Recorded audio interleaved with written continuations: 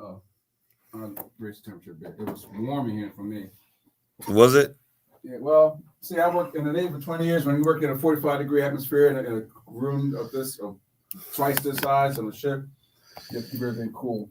So I get warm easily. That's why in summertime, wintertime, you see me in shorts and flip-flops. Yeah, I think I'm like, this guy is crazy. Well, I say it all the time. I'm not dumb, but hey. All right, let's make this happen.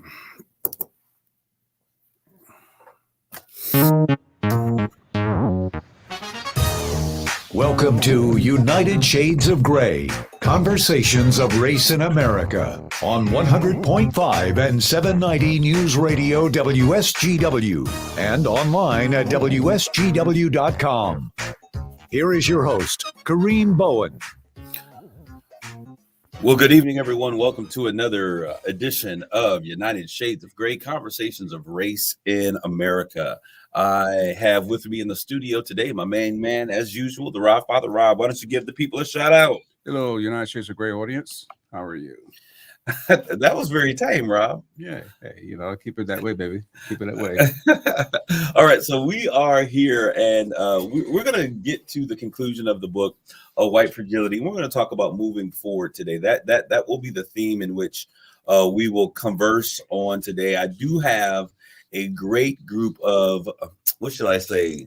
I don't want to say head individuals, but psychologists and sociologists that will be in on next week to discuss the finality of this book. And we know that was one of the things that we're really excited about.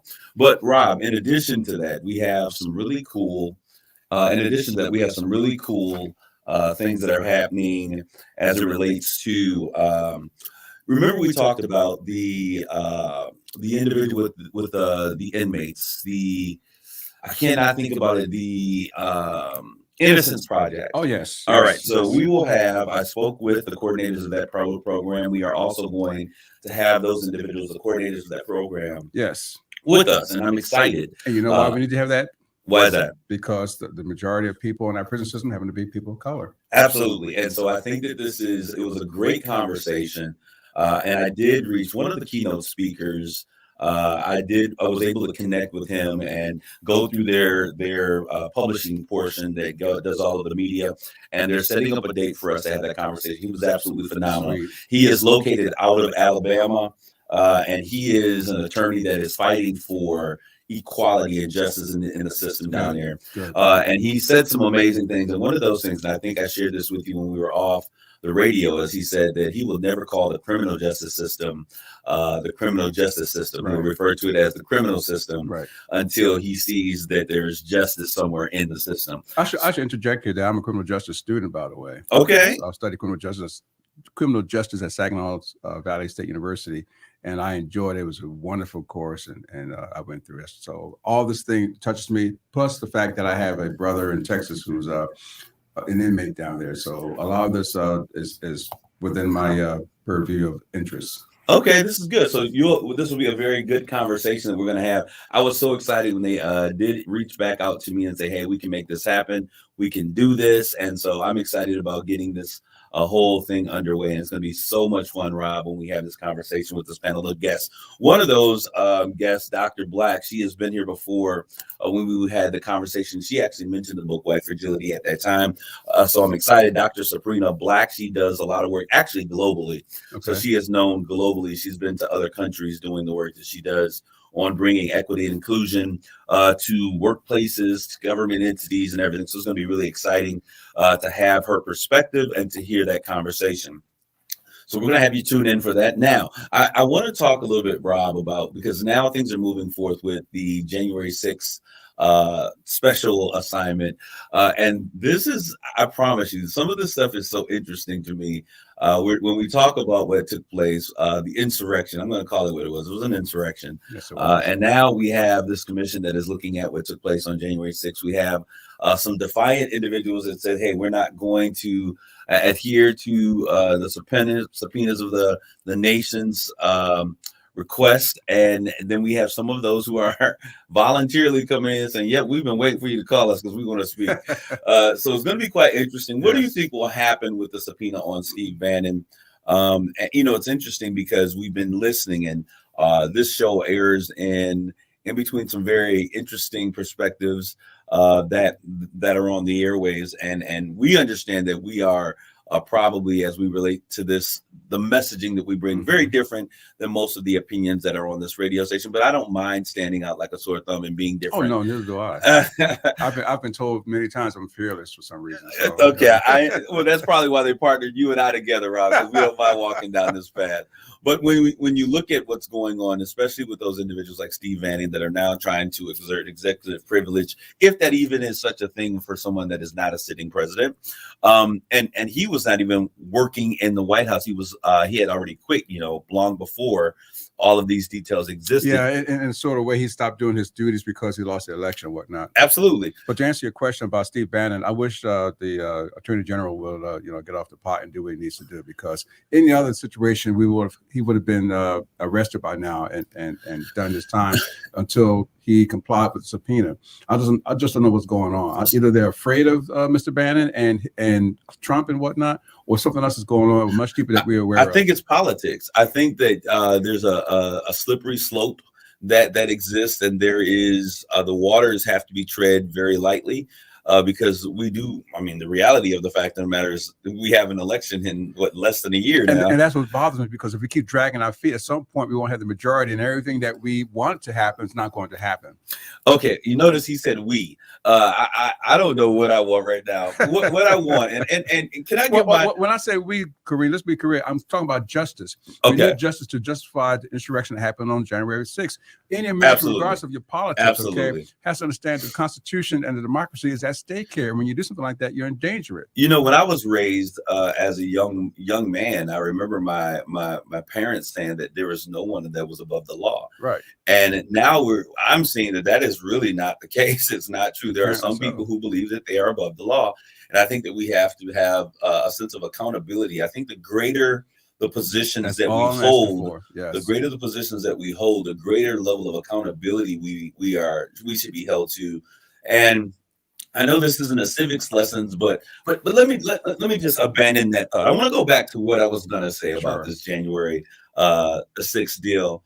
I'm torn into pieces. Honestly, when I begin to look at what our nation has become, there was on social media, on my LinkedIn profile, some banter about an individual who was telling this Mexican American that, why do we have to rev up and have this whole conversation about Hispanic Heritage Month, because October 15th was the beginning of Hispanic Heritage Month.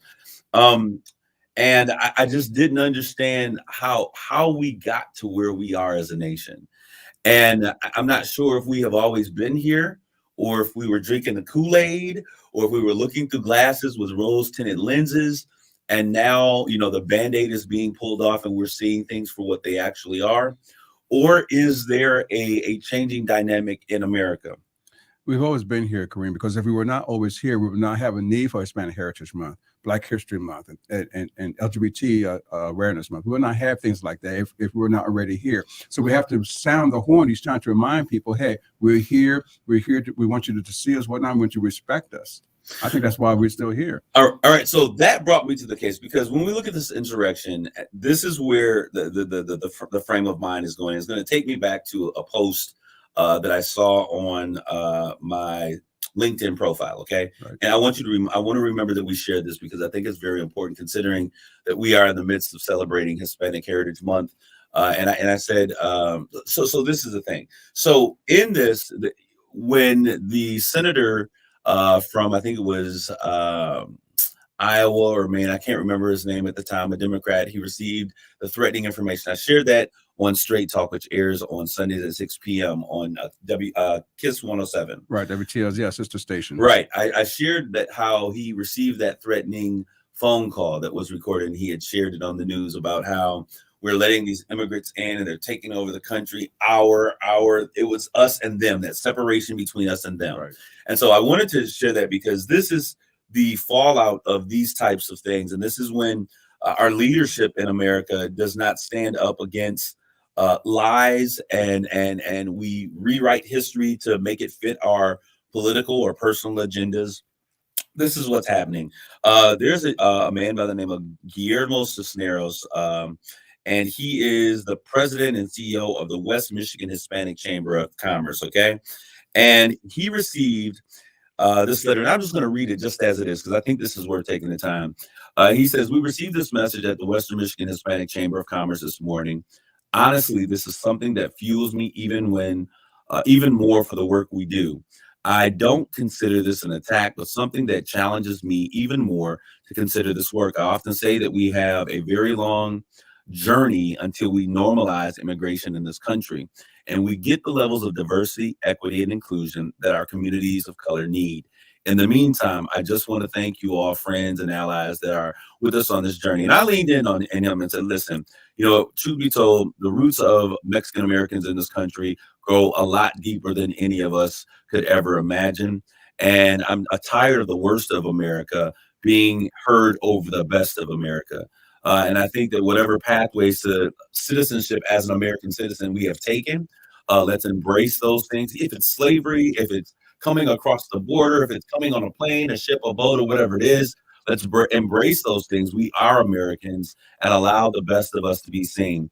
And I do want to, October 15th. I'm sorry, September 15th to October 15th. Thank you, Rob, because I was thinking like I missed 30 days of that celebration. But anyways, I want to get back to this. It's still important. It is important. And we did not necessarily spend time focusing. I know our dear friend Larry Rodarte, who has Mi Gente, Right. He has kind of shared a lot of that information. I've left that to him, but that does not mean that the African American community does not lean in for Exactly. what the Hispanic community stands. And so I want to say in belated happy Hispanic Heritage Month, but the reality of it is always apropos to discuss the importance of their And contributions it's to this still country. every day of the year. It's still Hispanic Heritage Month. It's still African American Heritage Month. It's still Women's Month, whatnot. Because we're all a country here. We're all doing the same thing. We're all contributed to the greatness of the It country. is, in essence, the essence of American history. Exactly. And we come from all different shades and walks of life. But this is what this letter says, Evan. I just could not believe this. So it says, "I am a veteran," and this is a postcard. On one side where the stamp goes, it says, "I am a veteran. I am an American. I vote with ID." That pause was intentional. I am a veteran. I'm an American. I vote with ID. Now, this is addressed to the Hispanic Chamber of Commerce in Grand Rapids. No enforcement, no law is what it says on the front of this, Rob. Now, we already understand what this "I vote with ID" means. And I think that this is where America has become. We've allowed the very worst of us to begin to rise up and really be heard. The squeaky wheel gets the oil. Mhm. That's what we're hearing on that. I don't believe that all of America feels this way. I don't believe that this is the majority of who we are as a nation, but I believe that we're in a time right now where we are shining the light on a microcosm of what our country is about. Now, this is a very strong and probably larger than we would want to agree microcosm, small majority of this. But I think that nonetheless, this is not who we are as a people. But it goes on to say on the backside of the postcard, and this is, I mean, inflammatory to the degree. Please do not task American taxpayer citizens to celebrate Hispanic Heritage Month. Why? There are about 16 million illegals in our country, drug cartels,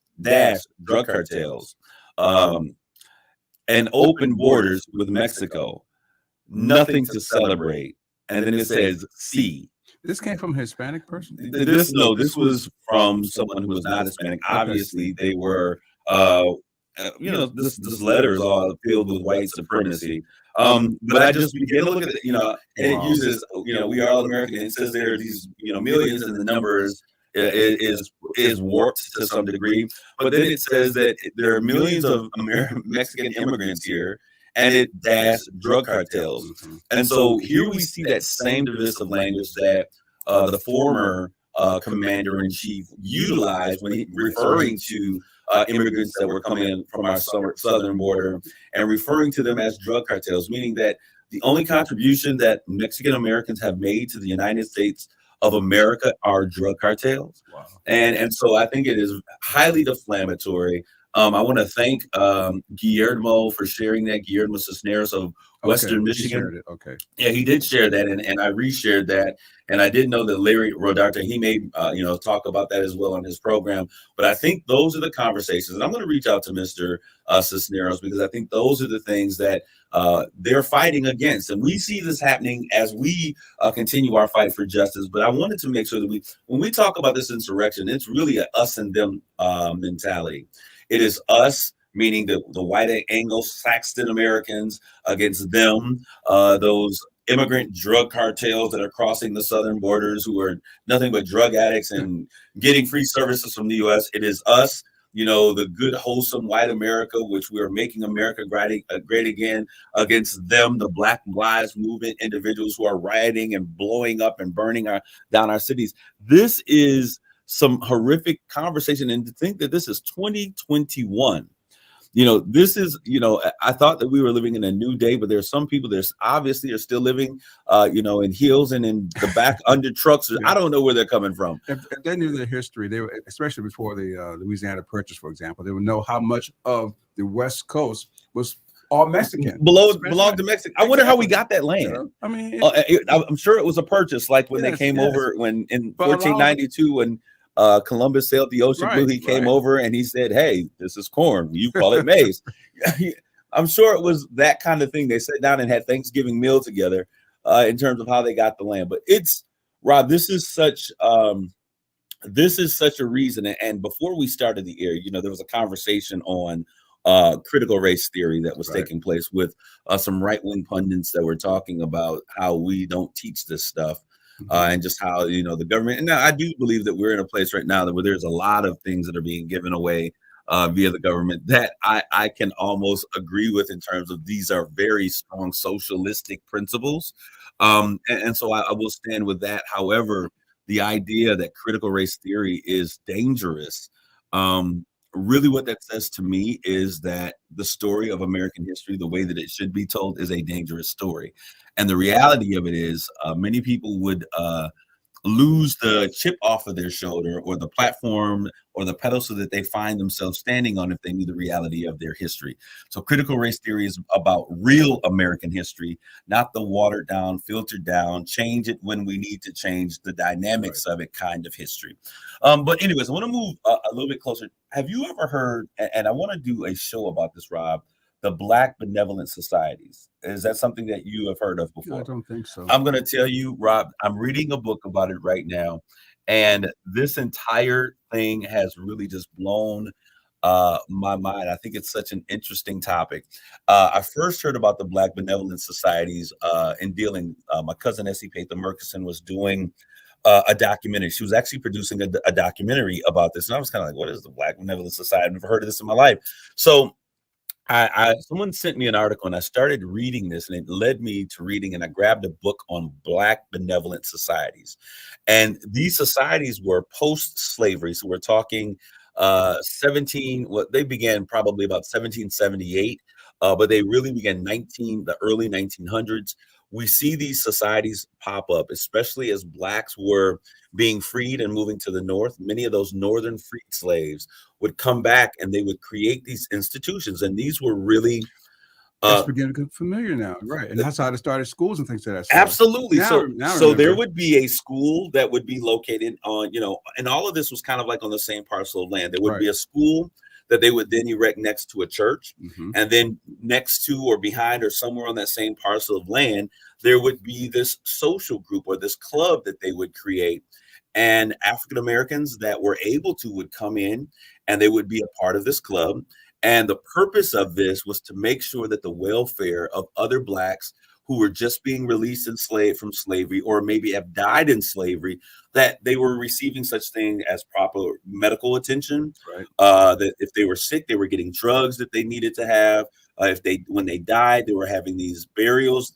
taught to read and whatnot. Absolutely. Yes, I remember now. And so Yes. when I read this, I thought this was so interesting because these are really ancient in terms of how long this history goes back. And they were saying that a large part of the history and the culture that is defined by Black America, the early settling of Black America in the States, being able to own land and to own businesses, goes back to these Black benevolent societies. And most of their history, this is so interesting, is really found in the graves. Now, what is interesting about this, and I know this is not our main conversation for today, Rob, but when we're talking about conversations of race in America, this is such an important part because we see this happening over and over again. And when you think about Philly and you think about New York and you think about places where Black people live, you're going to say, whoa, this is something I can relate to. What would happen is they would see these things taking place. And white America began to see that Black people were really kind of being self-sufficient in the way that they were dealing, with the dead people that would easily just been thrown in a ditch. They're now burying them with some sense of decency and dignity, right?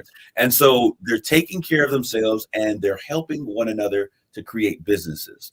And we see what is in essence a business jumpstart program way back in the 1700s happening and the 1800s happening, where Black people are now helping other Black people build businesses. And so you saw, some of the small factories, some of the cleaning services, all taking place in these communities. Now, and why was these communities necessary? Okay, these communities were necessary because we were. I know, but you tell. We were removed from being able to utilize these services, and like I said, for us, having the proper burial meant that after they took us from the poplar tree, they threw us out in the yard in the ditch, or if they burned our bodies or whatever it was, that was just what was considered okay. Right. And so these individuals thought, hey, we have to begin to fend for ourselves. And I love this because when we look at things that we celebrate, like Black Wall Street, when we look at the things that we see taking place as Blacks in business, and even though Herman Cain is a Republican, we see those types of entrepreneur spirits that were existence way back then. And so it shows you that we were not a people that were lazy, waiting for someone to do things for us, waiting for a social or welfare program, but we actually began to work on our behalf to take care of one another. Now, this is the thing that I'm going to say that you'll be able to relate to. When the greater society, when white America saw that these things were taking place, what they began to do is they began to take their land, or if they couldn't take their land, what would they do? They start building public highways and infrastructure, bridges, or whatever it is, to separate those three entities from being together, because they recognize that if we keep this church and these businesses and these school, education, faith, and empowerment through business, if we kept those things together, it would be a very dangerous thing and very difficult to stop. So they started building public infrastructure to split up those things, which is why when you go to cities like New York City, or when you go to places in Philly, in those Black communities, notice, what do you see? A subway that comes straight through the middle, a railroad track. You see bridges and highways that engulf. And, there was a movie, Women of Brewster's Place, a while back. And remember, there was a wall. There was that wall that the city built to block them in. And we see that same practice taking place in the early 1900s, the 50s, 60s, 70s, and still a key fragment of how we're dealing with life in Black America today.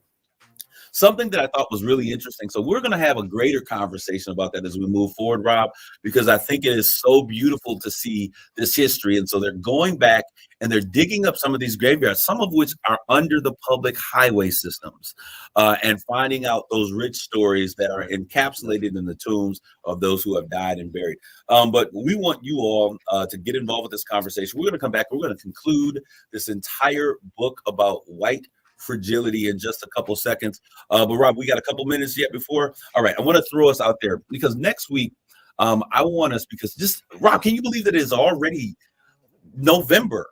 This is the final days of October. November is already here. Thanksgiving, as many call it, celebration, harvest month, whatever the word is that you use, is right around the corner. I'm going to tell you, when I look at Thanksgiving, you said 26 days? Well, when I look at Thanksgiving, the thing that I remember and I am most thankful for, and we'll talk about those things. I wanted my mom to come in and share those stories of how Thanksgiving worked. Oh, yes. But Thanksgiving Day, Rob, was my grandmother's holiday. We all got together and we were there for Thanksgiving and Christmas. But for me, it was my grandmother's holiday because I remember going over there the day before and we would be cutting up sweet potatoes and doing all those things, preparing for the Thanksgiving holiday. I want to have a conversation. What are you doing to celebrate Thanksgiving? It's coming up. Stay tuned with more United Shades of Gray.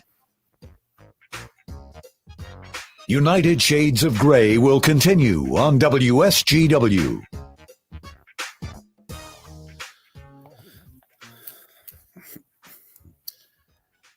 I was like, oh my goodness, it's already November. This year is over. Yeah, We're 2022. Show broadcast will be 26 days. Oh my gosh.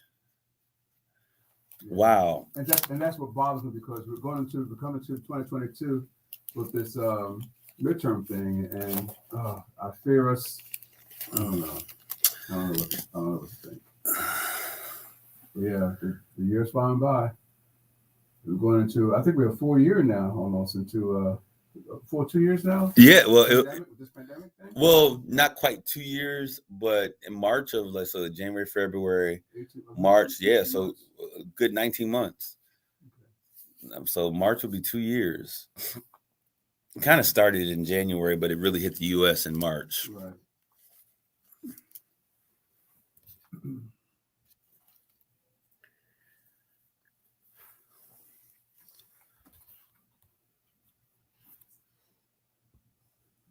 Yeah, when the show airs, well, wait a minute, that's the 20. I think the 25th is. You said 26. I said 26 days, but Thanksgiving Day is on. Oh yeah, right, the 25th this year. It was on the 25th this year. Last Thursday. The last Thursday of the month it is? That's Thursday of November is always Thanksgiving. So it's a calendar, since we have 5 Sundays here, we move up to 25th, to the 25th of November. It's the 25th of November. That's why it's the 26th from the 31st. If my math and addition is correct. All right, let's move on to segment 2. Oh yeah, and people wonder why there's always a black something, Well, we have to have it because the whites didn't let us have our own thing. That's why these black things pop up all the time. Why is it black this or black that? Because we have to educate our own. Look, I found Black Panthers knew that. What's this? Huey Newton? Yeah, knew that. Yeah. All right, let's go for segment 2. I don't know what your topic is today. We're completely. Everything's interesting, though. Interesting subjects, All right. 24 minutes of this one. You ready? Yep.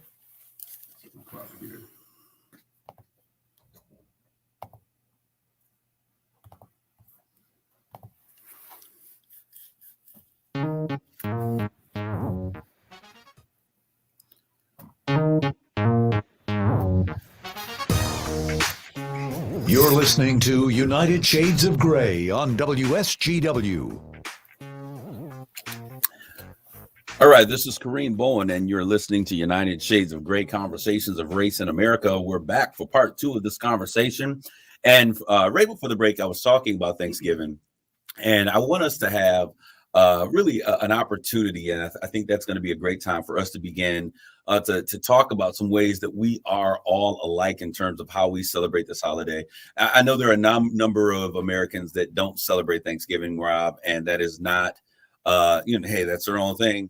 But I celebrate Thanksgiving not because of Christopher Colon, but the Pilgrims. Yeah, not even the Pilgrims. I celebrate it just as a day of Thanksgiving.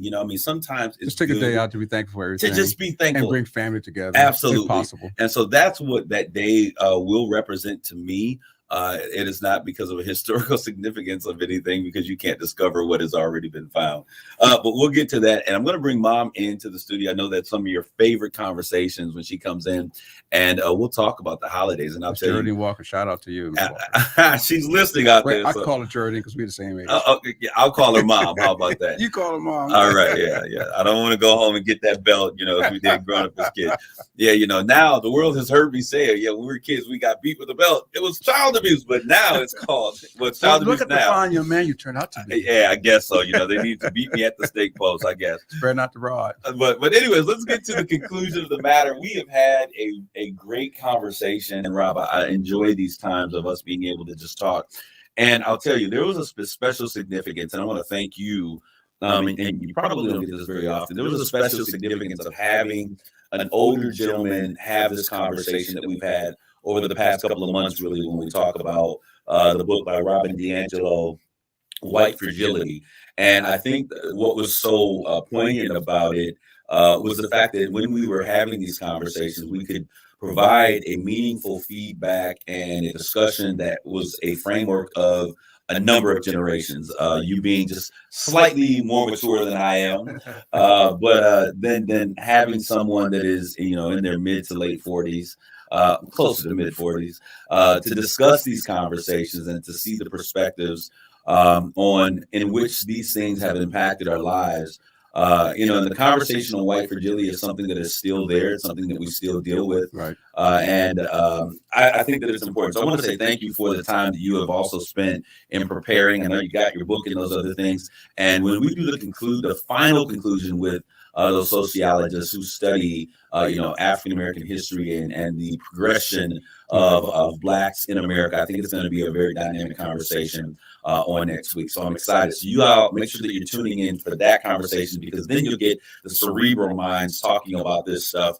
And one of the individuals, Dr. Dawn Hinton, she talked about before that race is a social construct. Yes, it is. So this is something that is socially constructed, and Dr. DiAngelo does an amazing job as we look at this, as talking about the constructs of racism. So basically what that means, Rob, if race is a social construct, it means that it's not a real thing, but it's something that we create in our minds. And what would be the purpose of creating race? Because it meant that if something was good, then something else had to be bad. Right.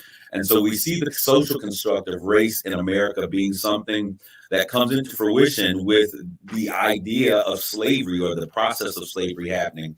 And it gave us, as we said, that it's hard to treat an individual the way that Blacks were treated during the course of slavery, unless we take away their humanity. Mm-hmm. And so the racial construct would then say that because they were bad, because this colored people were different, because this colored people were slow, or they were stronger than these other people, then they can handle the punishment or the being beasts of burden in the field.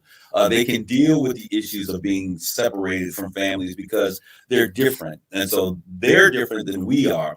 And if we are better, then that means that they are less than. So we come up with these social constructs of racism that begin to separate us as people. They are the process by which we dehumanize one group and we elevate another group. And it is the foundation for which we begin the conversation on white supremacy. What are you thinking, Rob? I was thinking how I believe there's other entities or life forms in space. If they came to visit us, imagine how we would treat them. We treat our own here humans. We all have eyes and ears and made of flesh and blood, and here we are treating people because they look different color, or because they have a different strength or whatever ability they have. We have to treat them differently. How will we treat aliens that came to bless us with something, to make us a better set of people? That's an interesting place. I never thought about extending this conversation to aliens, but I guess it would work as well. But I want to get to confronting white fragility, and this is what the author said. Once again, the book is White Fragility by Robin DiAngelo, foreword by Michael Eric Dyson. Prolific, profound, engaging, powerful book. Go ahead, Rob. For those who just joined this conversation, we must mention that Dr. DiAngelo is a white woman, and Michael Eric Dyson is a black man. He is a black man who gave the foreword. He's a pastor as well. Yes. Very strong words. But anyways, she goes on to say the work of recognizing and shedding as much as possible one's racist conditioning as a white person can be extremely difficult. We know this, Rob. But it is important to do if we're serious about our professed opposition to racism. Was it Angela Davis said that we've got to do more than just be against racism? We've got to be anti-racist. which meant that we have to begin to take on some work and do some things in order to make this change happen. She says, you cannot tackle systemic racism if you cannot identify and come to terms with the ways in which you unfairly benefit from and perpetuate it. Now, she's talking about white privilege right now. That's a whole conversation, Rob. When we talk about it, we've had conversations, and there have been people that have been in the studio with us that don't really believe in, as we said before, the idea of systemic racism. In your best understanding, Rob, of what it is, share with us what you see, or give the audience, when we talk about systemic racism, what exactly are we talking about? Well, a system of systemic racism means that everything that is normally for one particular set of people, in this case, white people, or it could be black people, but in this case, we're talking about white people in particular, the benefits they enjoy, the privileges they enjoy. If I could, me and a white friend go in one particular area, and he'd be looked upon more favorably than I would in terms of special services or special considerations he's given. Whereas in my case, it'll be a little bit slower if I was going to the same room without him. It's the same way when you're dating someone of a different race. If that person's race is more accepting, then the other person's not going to be less accepting. We do the same thing in some of my clubs of color. You brought a white person in here. How should we treat this person? And things of that sort. Just in a nutshell is what I'm thinking. And so, I want to clarify, because Rob, the first thing that many people say, well, black people are the same way. The difference in this entire thing is, and the author says this, is that it is impossible for blacks to be racist. Mm-hmm. They can be prejudiced all day long, but racist is really tied to a power structure or a power system that exists that black people, on the most part, do not have the benefit of utilizing. No matter how much money they have. Absolutely. And so it goes on to talk about this. Now, one of the things, and the way I like to express that for those who are listening, and if you've tuned into this conversation before, you'll understand what I'm talking about. And I'm not going to sit here and defend that I am not a racist, none of those things, because people are going to make their own decisions based upon what they believe. But what I will say is that when I talk about the idea of systemic racism, and hopefully this will give some context. Before the break, Rob, we were talking about my newfound interest that I'm going to be digging up like an archaeologist, the concept. And I need to say that with Kevin Jones, who was on the show when he was talking about black teaking. That's right. He's still doing black teaking. Absolutely. I saw he found some new treasures when he was where he was before he went to this beautiful tropical place. But really, black teaking and the idea of finding out more about these black benefactor benevolent societies. Excuse me, Rob, you gave me water at the beginning. Like, listen, I can't have you choking and coughing on the show. I can't. It makes my production work harder. Well, Rob, okay, I'm sorry. I took a sip, so hopefully we're lubricated. But these black benevolent societies, when we look at them, they were created because we began to see this infrastructure in America of white supremacy, where they were determining who would get those benefits of burial. They would determine who had the right for education. And so it was really the idea of, we're going to be in power and we're going to determine who has a right to and who does not have the right to. So that is in our our very core of who we are. It is out of that same understanding that we see the articles of this great nation being drawn up. And those things are proliferated through every single law that existed from that period of time. So until you begin to deal with the root of a problem. Now, I'll tell you this, and if you've ever been to therapy, and maybe we can understand it a little bit better as Rob, if you've ever been to a counseling session or therapy, they don't deal with the issues that are on the surface. They don't deal with the things that we mask as problems. But what do they always say? Let's get to the root of the issue. Right. Because in order to really change anything that happens in our lives, we've got to begin to deal with where this entire process initiated. Sometimes it goes as far as back as your parents, your grandparents, and what your family history is like and whatnot. I'm 50s, when I was in my 50s, I was going through therapy due to depression. And I'm not ashamed to admit that I suffer from depression from time to time. The therapist asked me, went down to my history, found out that a lot of the problems I had stemmed back to my foster child years from age 4. So yes, it goes down to because it's not just on surface. Well, not because you had a problem at work, or because this happened. This would go deeper to why you are the way you are. And so until we dig up those roots, right, there's no way that we can really change our current behavior and how things happen moving forward. So to deny that we have systemic racism says that I'm not willing to take a look at our systems. I'm not willing to make changes. I don't even see that they exist. And so if we don't understand that they exist, or we're not willing to take a look at them to see if there is existence, then we continually allow these things to perpetuate. And this is why good intending white folk, and we say it this way because this is what she says, this is why good intending white folk who don't want racism to exist, but ignore the systems that are in place that are beholden or created from this place of white supremacy, are continuing to perpetuate racism in America by their inaction and their inability to accept the fact that it does exist in America. All right, so because this is it is a social construct, this is not something that is an individual character trait. There is no need to get defensive. This is what I want. So many people, I had a meeting, Rob, it's so funny.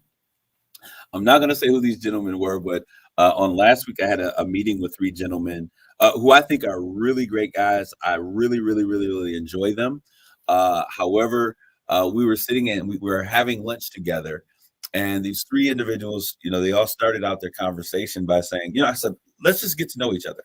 And they were like, well, I grew up here, I was raised well, and I don't believe in racism. And then the next one went along, it's like, I grew up in this particular area of town, and my family we love everybody, and I was raised well, and we don't. And all 3 of them said the same thing, that they were raised well. And I guess because they were raised well, that was to mean that they did not have, any type of racial bias or any bias toward me as a Black man. I'm not sure exactly what it meant, but it was something that I thought, it was something that I thought to be very, very funny, that they all used that. So when it got time for me to introduce myself, I said, well, hey, I'm Kareem. I was born and raised here in the city of Saginaw. I wasn't raised well because I have biases and I have things that exist. And they all just kind of looked and they laughed about it. But the reality of it is, and the author does a great job of showing that we all have biases. If you're living and you're alive and you have family and you've been to a church or you've had people around you, and even if you were raised by wolves, you're going to have certain things that are going to be intrinsic to your beliefs, and those things are called biases. And we all have them. Okay. And so when we're talking about what the author is talking about, we're talking about racism. That is a very different thing, because that's when we take our biases, we form laws and rights and rules and regulations that impact another individual. That's when your bias becomes a racist action. You put an action to it. Absolutely. So you have to put action to it. But in terms of bias, yes, you are right. We all have biases. Black folks have biases. Mexicans have biases, and they are perpetuated through something called schemas. For those of you who are listening, a schema is something that prevents us. It's like a blinder. It prevents us from being able to adequately see things for what they are, because we use those biases that we've had, and they color and they shape. We see a Black person sitting down on a job and we assume, hey, he's lazy, but it's because those schemas that we've had that said, already, that have perpetuated those flags. And then we see something that continue in our mind perpetuates the stereotype of what we've been taught. So the reality of it is we didn't know that he worked 14 hours straight before taking a 10-minute break. So as we talk about and we have these conversations of confronting white fragility, and we have these conversations about race in America, it's important to understand the difference between those words: schema, bias, white fragility. And somebody's like, I'm still trying to figure out what white fragility is. And Rob, in the conclusion of this, let's give a very concise definition of what white fragility is. I'll let you do that. Okay. So well. All right, great. So white fragility, as we would look at it, it is the sentiment or the feeling that white people have whenever they are put in situations in which they have to have conversations about race, right. When they have to have conversations about their white privilege, which is another word that many people struggle. And they're like, you know, I That's don't have right. any white privilege. I grew up, my grandparents were poor. My grandfather came over here as an immigrant poor. We've heard these stories, Robert. Right. Came over here poor. He worked for everything that he did. But what you fail to realize is that there were certain privileges that existed because of your white skin. There were many Black people who came over here as slaves. And we've heard from the conversation before at the top of the hour that even in those benevolent societies, when they were to try to acquire things, they were stripped of those things. And the fact that a white man could come and strip those things that everyone else has access to away from him, it ignites an understanding or a passion within us to have that we have to begin to look at. Well, if they can have ownership and I can't have ownership, then ownership is a privilege. That's right. And the fact that only white individuals were able to own land and to own businesses was a privilege. We have to understand the difference between privilege and right. Absolutely. And so as we continue through those things through time, you now live and you have a benefit. When your family dies, you inherit the family crest. Along with that family crest means that all of the benefits, the privileges, the housing, the resources, the finances, the job, all of those things are now passed down to you. There is a benefit that goes along with your existing because of what you were attached to. When you're born into a family, a mixed race family, and you're born with white skin or lighter skin or passing Absolutely. skin, you have more of a privilege in certain areas than someone who has a darker skin. Absolutely. And so those privileges also were extended to the fact of being able to go to school. Those privileges also extended to the fact of being able to live in certain zip codes. And those understandings are things that have become intrinsic to the system. So as we talk about these things, it is not to cause anyone to be angry. As a matter of fact, if you are upset or you're angry about any of the things that we're talking about, I welcome the conversation. I have these conversations all the time. I think that the only way that we can truly grow from these things is when we have these conversations. Now we'll have you. I want to say this. And I encourage people to buy the book.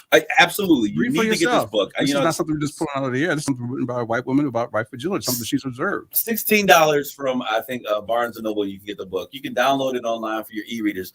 But I want to say this at the beginning of this conversation, and this is something that I'm excited about, and this is a win-win for me. There is a gentleman that at the top of this conversation, when we first started, Rob, and we started talking about white fragility, they certainly did not agree with me on the fact that institutional or systemic racism exists. They told me that they believed in equality for all people. They didn't see the things that we were seeing. And maybe it was the fact that I was looking to be belittled or looking to be ostracized or things in my mind because of my past experiences. That's why this is what they told me. Yes. But we have begun to forge a friendship. And over the past, few months, 3, 4, it's been a little bit longer than that, probably about 8 months. But when we got to this book, we really began to lean in and have these conversations. And they were bold enough to sit down and have these conversations. And they did not allow that fragility to show up to where we couldn't be honest about what we saw and and things that we were seeing. I had a conversation. We actually went out with another one of their friends to lunch, and the individual of the concept or the conversation of race came up. And because of our conversations and because they have now grown a relationship with me, so when I hurt, because we're friends now, they don't want to see me hurt. I began to see the books, the words of the text come into full play. Right. I began to see my white friend, my white brother, show up as an ally for on my behalf, that I did not have to stand up, but he began to act very anti-racist. Good. It was a great opportunity. It was a great moment. And we've talked about this book, and this book has given us a context by which we have been able to have very meaningful conversations. So those of you who are listening out here, this book is not has not been written, or we're not having this conversation for the purpose of driving wedges, but really to stir each other up so that we can begin to have these meaningful conversations. Okay, so racial healing can only begin when white people shed their reflexive defensiveness and build greater capacity to be uncomfortable in examinations of their own privilege. We talked in this book about something that I thought was very profound when we talked about white spaces.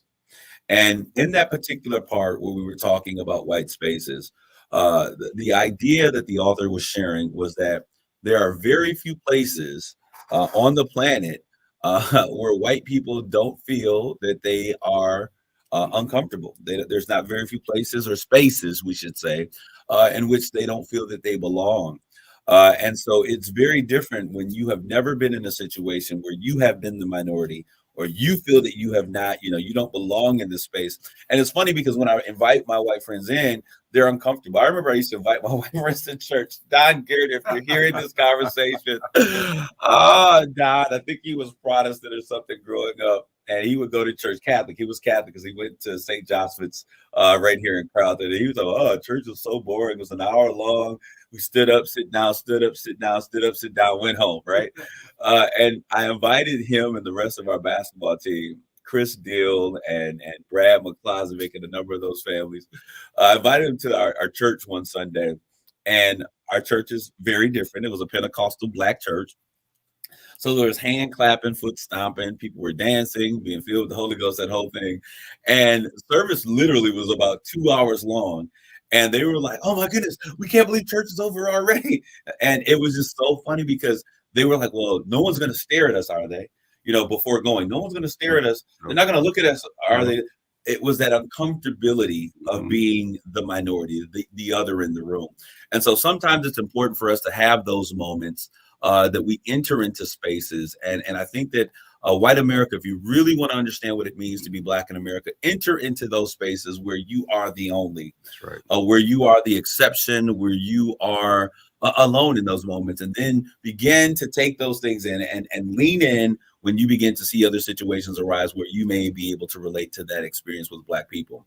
All right, so the process of disrupting racism, after all, involves acknowledging one's unfair benefits and their advantages as a white person, and then working to cede those privileges. It's not easy, and I understand that. Racism is a system from which all white people benefit. If anti-racism entailed zero sacrifice on the part of whites, racism would be far easier to overcome. Now, I want to say what that means. In this world where we're hearing so much about diversity, equity, and inclusion, I often say to people, Rob, that diversity is not, that's the goal. That is the touchdown. It is us getting the ball into the end zone. It's a place where we have men, women, Blacks, whites, Asians, Native Americans, Indian Americans, and people of all colors that inhabit a space together, collaboratively moving forward to do great things together. That is what diversity is. It's the touchdown. But where we are when we're in a society that is laden in its racism and it is white privilege in existence, bringing someone into a space means that you have now included them. Inclusion means that you've invited me to the dance. I get to put on my ball gown. I get to come in. I get to hear the music. I get to drink the punch. But equity means that not only are you going to invite me to the dance, but you're going to ask me to dance. And so as we begin this understanding that there has to be, so if you ask me to dance, that means that Miss Nilly or Miss Molly or whoever else it is not going to be given the privilege of the dance with you. So it requires that someone has to give up something. It is not easy. If it were easy, we would have overcome this a long time ago. But let's not give up hope. Let's not throw in the towel. Let's continue to work together.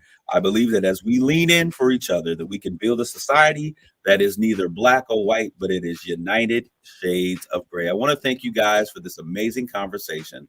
I want to thank you for leaning in with us as we've had this difficult conversation, and we're going to continue to move forward to bring more conversations of race in America. Thank you guys for tuning in today. Rob, thank you for your time and attention. Thank you. All right. And for those of you who are listening, take care of yourselves and each other. God bless you all. Grace and peace.